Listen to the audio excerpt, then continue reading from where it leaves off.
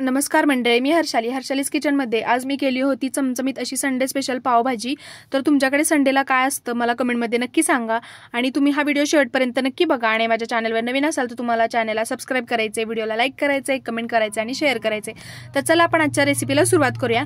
तर सगळ्यात पहिल्यांदा मी पावभाजीला ज्या ज्या भाज्या लागतात मी त्या स्वच्छ धुवून घेतल्या आणि त्याला बारीक चिरून सुद्धा घेतल्या। त्याच्यात मी कांदा बारीक चिरून घेतलेला आहे, त्याच्यानंतर वाटाणा, फ्लॉवर, बटाटा, टोमॅटोची मी प्युरी घेतलेली आहे। तुम्हाला जर टोमॅटो चिरून घ्यायचा असेल तर तुम्ही घेऊ शकता, मी त्याची प्युरी करून घेतलेली आहे। त्याच्यानंतर शिमला मिरची बारीक चिरून घेतलेली आहे, गाजर घेतलेला आहे आणि आलं आणि लसूण मी बारीक चिरून घेतलेला आहे। तुम्ही त्याची पेस्ट सुद्धा घेऊ शकता।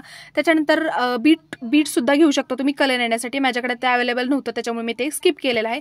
त्याच्यानंतर एका पातेलं घेतलं, पातेल्यात मी सर्व भाज्या टाकून घेतल्या, त्याच्यात चवीनुसार मीठ टाकलं आणि एक तांब्याभर मी त्यात पाणी ओतून घेतलं आणि 10 ते 15 मिनिटं मी त्या भाज्या शिजवून घेतल्या। तुम्ही व्हिडिओमध्ये बघू शकता आपल्या भाज्या मस्त अशा शिजवून घेतलेल्या आहेत आणि त्याला मी छान पळीने स्मॅश करून घेतलेला आहे। तुमच्याकडे स्मॅशर असेल तर तुम्ही स्मॅशरने त्याला छान असं स्मॅश करून घ्या आणि ते साईडला ठेवून द्या। त्याच्यानंतर आपल्याला एका कढईमध्ये थोडंसं बटर घ्यायचं आहे आणि थोडंसं तेल घ्यायचं आहे। बटर नसेल तर तुम्ही त्यात थोडंसं तूप सुद्धा टाकू शकता। त्याच्यानंतर आपल्याला एक चमचेभर त्यात जिरे टाकायचे आहेत आणि आपले जिरे छान असे तडतडले की आपल्याला त्यात बारीक चिरलेला कांदा टाकून घ्यायचा आहे। बारीक चिरलेला कांदा आपला थोडासा लाल होईपर्यंत भाजल्यानंतर आपण त्यात लगेचच शिमला मिर्च टाकून घ्यायचा आहे। कांद्याला आपल्याला जास्त भाजायचं नाहीये।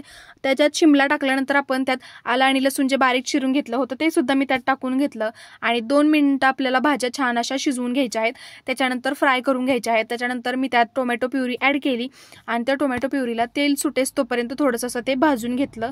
थोडंसं टोमॅटो प्युरीला तेल सुटल्यानंतर मी त्यात आपले सर्व मसाले टाकून घेतले। मसाल्यांमध्ये घरचा कांदा लसूण मसाला, त्याच्यानंतर लाल पावडर, चवीनुसार मीठ आणि पावभाजी मसाला 1 चमचा मी टाकून घेतला आणि सर्व मसाला मस्त असा भाजून घेतला आणि त्यात बारीक चिरलेली कोथिंबीर सुद्धा टाकून घेतली आणि आपण भाज्या स्मॅश केलेला त्या सुद्धा मी त्यात टाकून घेतल्या आणि थोडंसं तुम्हाला जर गरजेनुसार थोडंसं पाणी लागत असेल तर भाजी शिजवलेलं जे पाणी उरलेलं असतं ते त्यात टाकलं तरी चालू शकतं, कारण का भाजी त्याने खाली लागत होती म्हणून मी थोडंसं त्यात ॲड केलं होतं।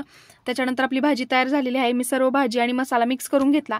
त्याच्यानंतर मी एका पॅनमध्ये 1 चमचा तूप टाकलं, थोडीशी भाजी, थोडीशी कोथिंबीर आणि पाव असं मध्ये चिरून मी त्यात क्रिस्पी असे भाजून घेतले। तुम्हाला पाव बटरसोबत भाजा किंवा तुपासोबत भाजा, पाव भाजले आणि क्रिस्पी असे खूप छान लागतात पावभाजीसोबत।